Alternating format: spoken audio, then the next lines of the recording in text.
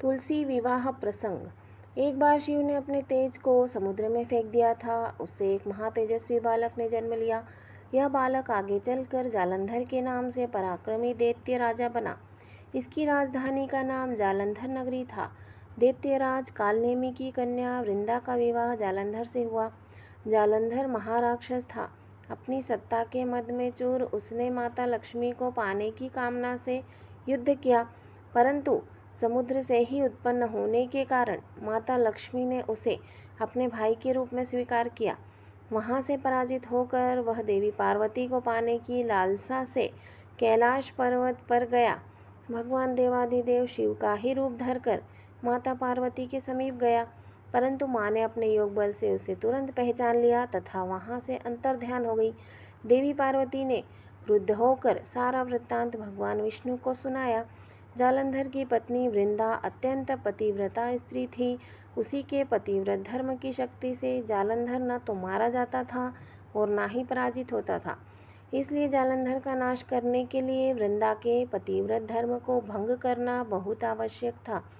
इसी कारण भगवान विष्णु ऋषि का वेश धारण कर वन में जा पहुँचे, जहाँ वृंदा अकेली भ्रमण कर रही थी। भगवान के साथ दो मायावी राक्षस भी थे, जिन्हें देखकर वृंदा भयभीत हो गई। ऋषि ने वृंदा के सामने पल में दोनों को भस्म कर दिया। उनकी शक्ति देखकर वृंदा ने कैलाश पर्वत पर महादेव के साथ युद्ध कर रहे अपने पति जालंधर के बारे में पूछा। ऋषि ने अपने माया जाल से दो वानर प्रकट किए।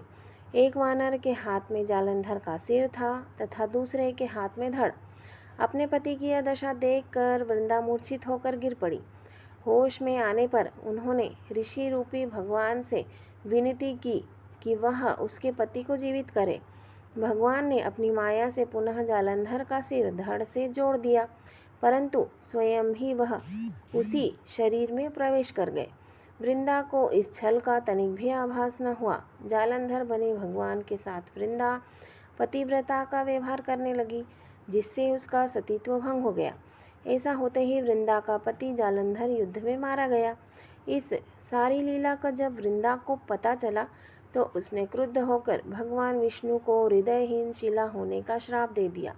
अपने भक्त के श्राप को भगवान विष्णु ने स्वीकार किया और शालिग्राम पत्थर बन गए।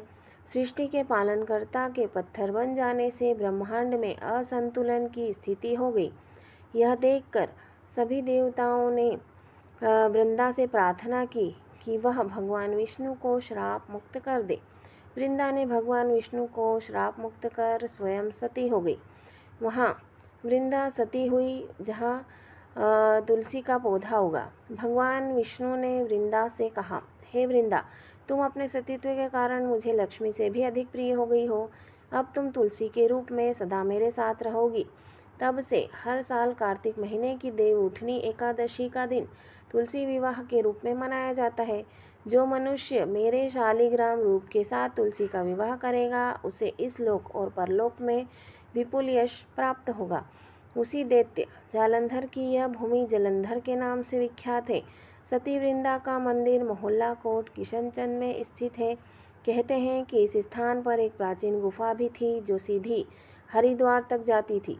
सच्चे मन से 40 दिन तक सती वृंदा देवी के मंदिर में पूजा करने से सभी मनोरथ पूर्ण होते हैं।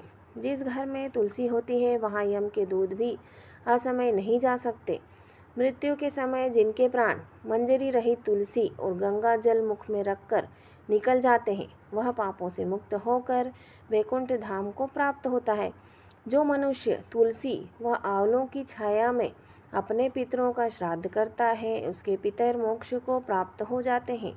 दोस्तों, आपको मेरी यह पोस्ट कैसी लगी मुझे कमेंट करके ज़रूर बताना और मेरी वीडियो को लाइक शेयर ज़रूर करना और मेरे चैनल को सब्सक्राइब करना मत भूलना दोस्तों। Thank you.